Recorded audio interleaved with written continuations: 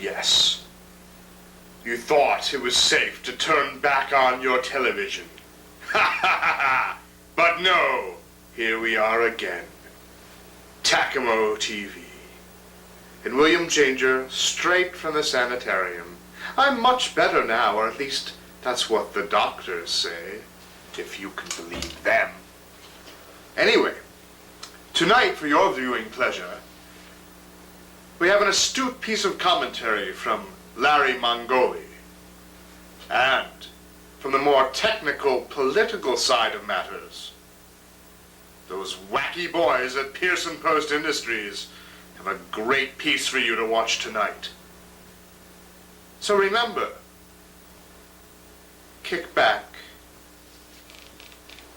relax, and watch what we like to call Tacamo TV.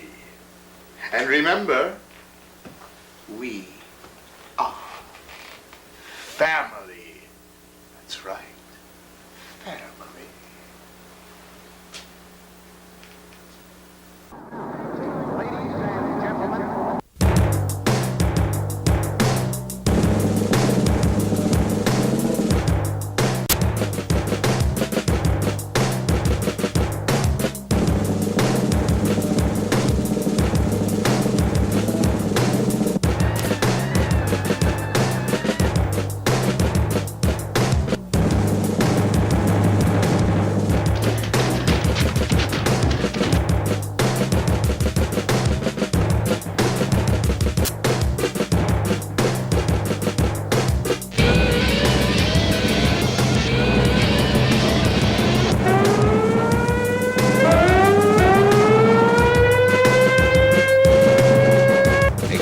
Provides experience. Experience fortifies theory.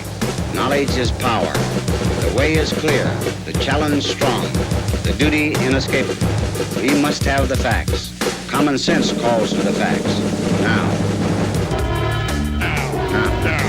Today. Now. This moment.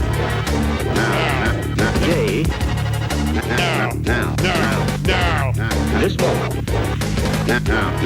Now. We are still not strong enough. Not strong enough. Now. We need greater strength. Now.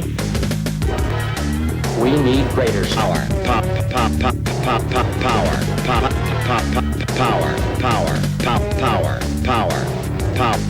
Power. Tacamo TV.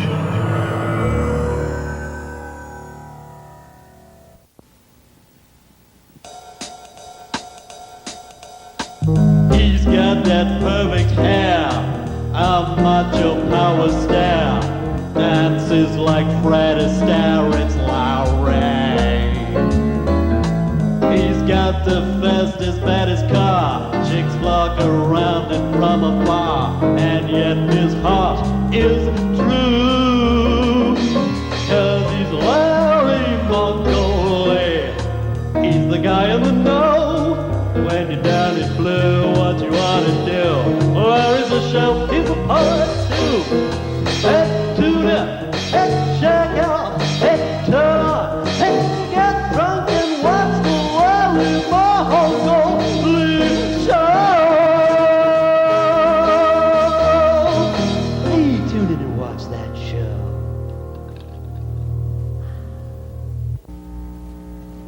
Yo, and welcome to the Larry Mongoli Show.